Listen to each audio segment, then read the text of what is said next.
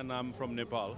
I'm a social entrepreneur there, and I have a scaling social enterprise right now globally.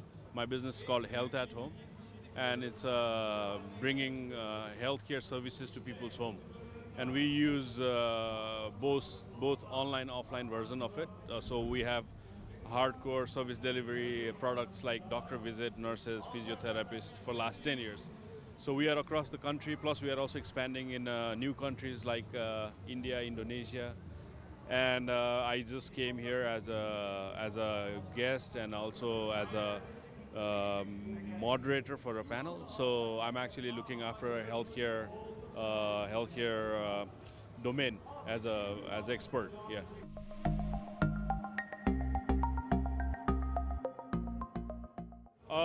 Healthcare is one of the biggest growth area right now. I mean, so I've been clearly in the forefront of it, understanding how the things have started changing in the last 10 years, because I've been in a business 10 years back.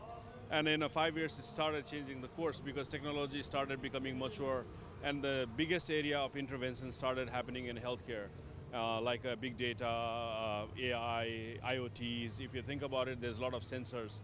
So the latest example is like, if you see in the Apple, their watch has a ECG capacity. I mean, that was the biggest talk on the Apple 10X presentation. So when you think about healthcare, that's enough. I mean, I think like when you're in the forefront of a technology, devices started using healthcare products as their product development cycle, I think it's only bound to grow. I mean, all in service sector, software, artificial intelligence, IoTs, name it. I mean, it's all there. It's a booming industry.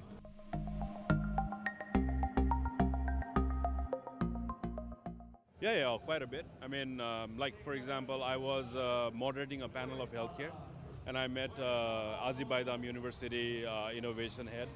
I also met a microbiology professor who has a triad of patents. I also got to work and talk with Deputy Minister of Health from Turkey. And we actually talked about the overall general development index, how it's going to grow, how government supports innovation, how investments are coming in. So there was a vice president of Bayer also. So, I mean, I fairly got other people also. So I talked with quite a bit of startup who was pitching on health and wellness. I judged them actually. I sit down the whole day yesterday and I was judging. So very much exciting platforms with both marketplace, service delivery, innovation, everything is happening.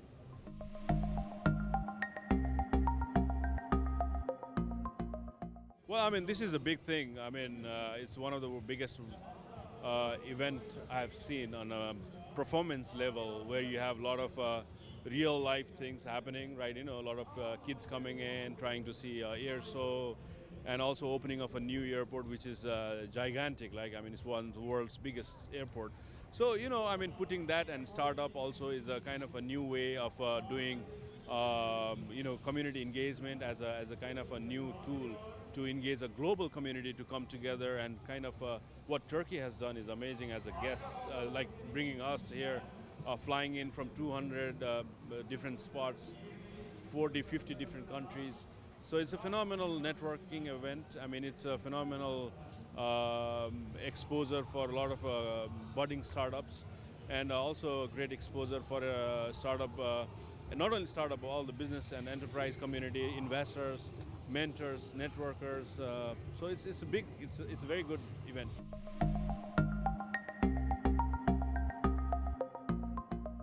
Oh yeah, absolutely. I mean, Hackquarters has been there. I mean, I think I like the way you guys work, and Hackquarters is truly a global platform where people can feel home. See, I mean, like I'm from Nepal, and it's a small country in a sandwich between China and India, and then I came all the way here, and you people are like accommodating and understanding that entrepreneurship is truly global now.